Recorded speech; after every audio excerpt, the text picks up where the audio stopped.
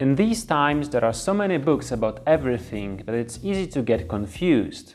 Choosing the one that suits your needs is not a simple task. The book I will be talking about today is a little bit different than the rest because it's not a guide per se. It's more of an aid in setting your goals and structuring your training in long-term perspective, but more on that in a minute. I called it a secret book in a sense that very few people know about it, but after you reach a certain level, it may be very useful. It is free as well. So what is that book? It's not actually this book, because that's just some Indian cookbook. I don't have a printed copy of the one I'm talking about. It's just a PDF file, so let's just get to the computer. This file can be downloaded from the official site of Federation of Gymnastics.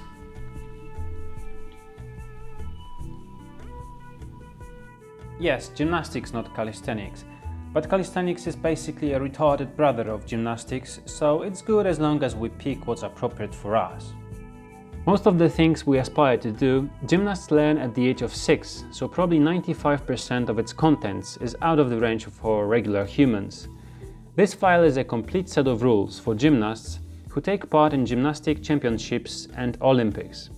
MAGCOP stands for Men's Artistic Gymnastics Code of Points.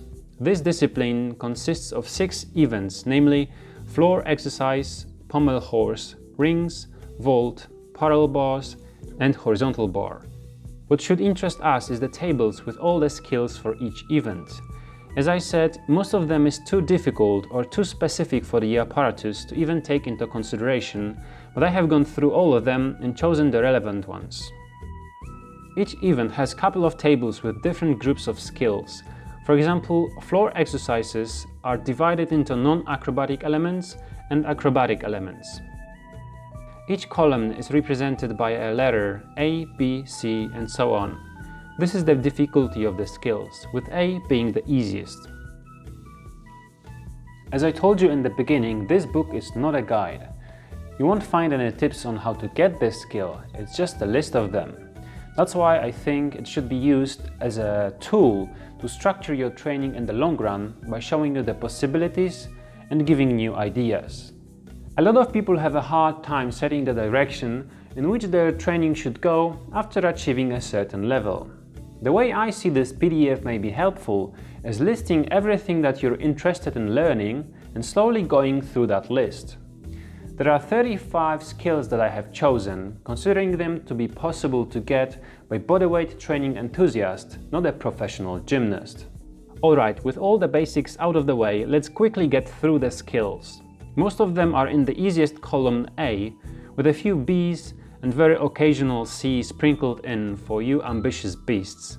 Of course, there are no things such as pull-ups or push-ups in the list, as these are not considered as skills, so beginners should build up some strength and experience first. First event that we are interested in is floor exercises, specifically non-acrobatic elements. Most of these positions are revolving around handstand, so that's definitely a prerequisite. The next thing I'd go for is a regular straddle press to handstand, as that's gonna be a stepping stone for all those more difficult presses like full press to handstand, press from the L-sit, split, front support, or even V-sit, which is a skill by its own. You're gonna need quite a lot of pike flexibility for all those, so stretching is another thing to consider. Number 13 is also a very fun skill to practice. It's like a handstand push-up, but starting from laying on your belly. The Japanese handstand hold is not listed as a skill by itself, but it's another interesting variation worth trying. Next page, we've got straddle planche, full planche, lowering to both of them from handstand.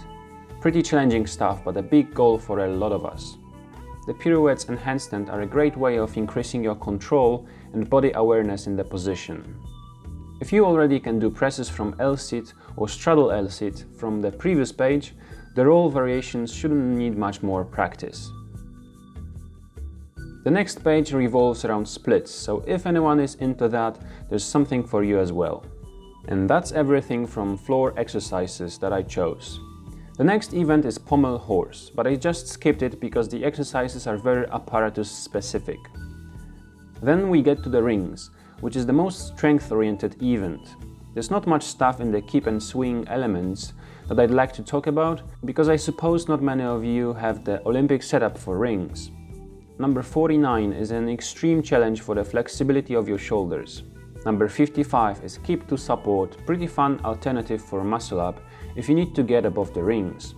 The easier variation of this would be to land in the bottom position of ring dip, but the full skill requires to land in the top position with straight arms. Another variation of this skill is number 61, where you rotate the other way around. Next page, number 73, back roll, also known as felge, I don't know. Pretty technical, but gives a lot of satisfaction when you finally succeed. And that's all for the keep/swing elements. Moving on, we get to strength elements. Here you can find a lot of familiar stuff like L-sits, V-sit, back lever, front lever, and maybe even some planche variations if you like the challenge. Next page has two nice skills in the first column. Press to handstand, which technically requires a 2-second hold at the end, but even if you put your legs on the straps, it's a very fun exercise. The other skill is front roll, which is a great way to strengthen your false grip and ring muscle up transition. And lastly, number 50, muscle up to back lever. There is so much cool stuff aside from what I've talked about, but most of it is so difficult I'm afraid to even hint it as a possible goal for an amateur. The last event I'd like to go through is parallel bars. Vault and horizontal bar does not offer anything suitable for calisthenics. On the first page of the elements in support or through support, I can see two positions, handstand hold and L-sit. There are some other dynamic moves that would be possible to learn, but the gymnastic parallel bars are flexible, so they cushion the landing. Most of regular dip bars are made of steel and are very rigid, so any dynamic moves done on them would most probably result in an injury. Number 26 from the next page is another press to handstand variation, or even two of them, bent arms straight body or straight arms bent body. When you master the handstand pirouette on the floor, the number 85 and 86 are two other variations of that. And lastly, number 61 from the swing portion of the skills. This move is called a glide kip, and you can just finish it with L-sit. It's very similar to the glide kip on the bar, which is just another name for dynamic muscle up. This is my list of skills that I'd like to be able to do at some point in my life. There's so much stuff here that learning all of that can take long years. I like to come back to this book every couple of months to search for some inspiration and new ideas for my training sessions. Let me know what you think about the idea of using this book for the purpose of evaluating your bodyweight training journey. Hope you liked the video, and as always, see you in the next one.